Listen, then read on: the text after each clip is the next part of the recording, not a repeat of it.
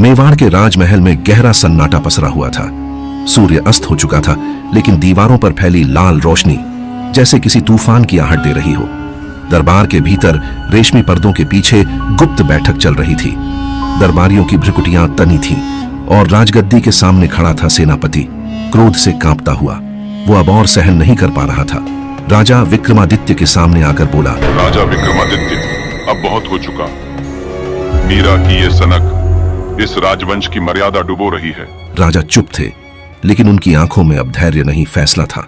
धीरे से बोले, कृष्ण की भक्त ने वो मेवाड़ के सिंहासन पर कलंक है। वो विष पिएगी आज रात। उधर उसी समय महल के एक कोने में मंदिर के सामने बैठी मीरा गा रही थी। पायो रे गिरिधर वाहन, मोल न कोई जानी, मन के बाजार में प्रेम खरीदा लागी। उसके स्वर में कोई डर नहीं था, बस एक समर्पण था, इतना निर्मल कि हवा भी रुककर सुनती। तभी दरवाजे पर धीमी सी दस्तक हुई। एक नौकर भीतर आया। उसके हाथ में चांदी का जाम था, आंखें झुकी हुई थीं, स्वर भीगता हुआ, स्वामी श्याम का प्रसाद है। मीरा ने मुस्कुराकर जाम को हाथ में लिया। उसमें गाढ़े रंग की झाग उठ रही थी, लेकिन मीरा की मुस्कान टिकी रही। प्रसाद है, फिर तो ये अमृत होगा, भले ही विष हो। उसने आंखें मूंदी और पूरा जाम पी लिया। राजमहल के ऊपरी कक्ष में राजा विक्रमादित्य खड़े थे। खिड़की से सब देख रहे थे। उनकी आंखों में आश्चर्य भर गया। झर असर क्यों नहीं कर रहा? उनका स्वर फट गया। तभी राजगुरु ने धीमे स्वर में कहा, महाराज, वो साधारण स्त्री नहीं है जिसे आप मिटाना चाहते हैं। वो तो मृत्यु को भी शरण मानती है।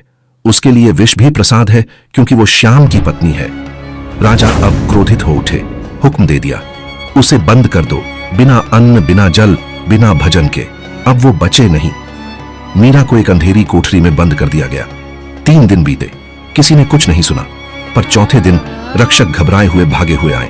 वो गा रही है। दरवाजा खोला गया, लेकिन भीतर कोई नहीं था, बस एक कृष्ण मूर्ति और दीवार पर उंगलियों से लिखा एक भजन था, जियो तो श्याम के लिए, मरो तो श्याम के लिए। मीरा जा चुकी थी, कोई उसे रोक नहीं पाया। नदी के किनारे कांटों पर चलती हुई, भजन गाती, गली गली से गुजरती, मीरा द्वारका पहुंची। और फिर एक दिन वो मंदिर के गर्भगृह में पहुंची। कृष्ण की मूर्ति के सामने बैठी, उसकी आंखें भरी हुई थीं, पर अधरों पर अब भी कोई शिकायत नहीं। धीरे से उसने प्रार्थना की, श्याम, अब और नहीं, या तो मुझे अपने में समा ले, या इस देह को ही छीन ले। संगीत गूंजा, वीणा, तबले और मीरा की नृत्य छाया। वो धीरे धीरे घूमने लगी। उसके स्वर अब सिसकियां नहीं, समर्पण थे। फिर वो थमी, दोनों हाथ उठाए और जैसे कोई दीपक लौ में समा जाए, मीरा की देह प्रकाश में विलीन हो गई। मूर्ति के होठों पर एक हल्की मुस्कान थी। जब द्वार खोले गए, अंदर कोई नहीं था, सिर्फ कुछ पांवों के चिन्ह जो मूर्ति तक जाते थे और वहीं समाप्त हो जाते थे। वो विष पी सकती थी, लेकिन क्रोध नहीं। वो अपमान सह सकती थी, लेकिन मोह नहीं। वो शहीद नहीं थी, वो प्रेम में बही एक बूंद थी जो प्रभु के सागर में समा गई। वो मीरा थी, जिसे लोग पगली कहते थे, लेकिन वो अपने ईश्वर की पत्नी थी। उस रात जब मंदिर के द्वार बंद हुए, तो फिर लंबे समय तक नहीं खुले। जब खुले तो मीरा नहीं थी, सिर्फ चिन्ह थे। वो गई नहीं है।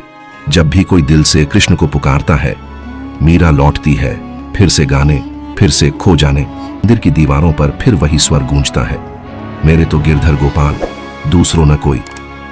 मीरा कोई इतिहास नहीं, मीरा एक पुकार है जो हर युग में सुनाई देती है। जब प्रेम की भाषा दबने लगती है, तो मीरा फिर लौटती है।